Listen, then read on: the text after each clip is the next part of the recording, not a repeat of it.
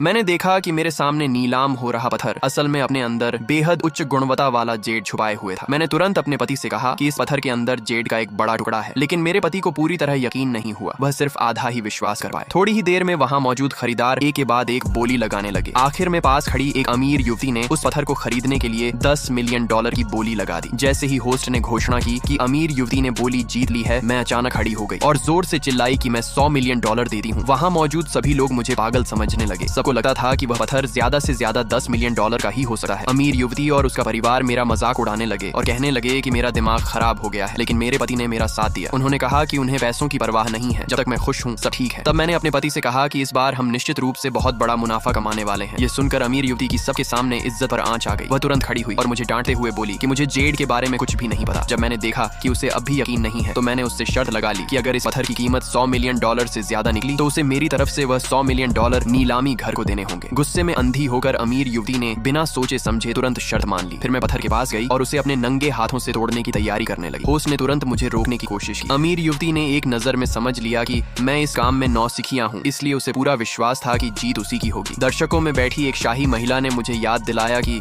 मुझे काटने की मशीन का इस्तेमाल करना चाहिए, लेकिन मैंने कहा कि वह बहुत झंझट वाला काम है। मैंने अपने हाथों में जादू की शक्ति भरी और एक ही पल में पत्थर को 2 हिस्सों में तोड़ दिया। अंदर से चमकदार हरी रोशनी बाहर निकली। जब पत्थर पूरी तरह टूटा तो उसके अंदर से शाही हरे रंग का पूरा जेड का बड़ा टुकड़ा निकला। वहाँ मौजूद हर व्यक्ति पूरी तरह स्तब्ध रह गया। होस्ट ने उत्साहित होकर घोषणा की कि अगर इस जेड से आभूषण बनाए जाएं तो इसकी कीमत $100 मिलियन से कहीं ज्यादा होगी। अमीर युवती पूरी तरह सदमे में थी। इससे पहले कि भीड़ संभल पाती, मैंने अपने बॉडीगार्ड को 200 पाउंड का बड़ा हथौड़ा लाने का आदेश दिया। मैंने आसानी से वह भारी हथौड़ा उठाया और पूरी ताकत से पत्थर पर दे मारा। पत्थर से एक अजीब रोशनी निकलने लगी। अचानक उसमें से इंद्रधनुष जैसी चमक फूट पड़ी। फिर मैं धीरे धीरे चलकर उस अमीर युवती के पास गई। जैसा कि मैंने सोचा था, उसका परिवार $100 मिलियन देने का कोई इरादा नहीं रखता था। जब वह भागने की कोशिश करने लगी तो मैंने उसे रोक लिया। फिर सजा के तौर पर मैंने जादू का इस्तेमाल किया और उसे एक पालतू जानवर में बदल दिया।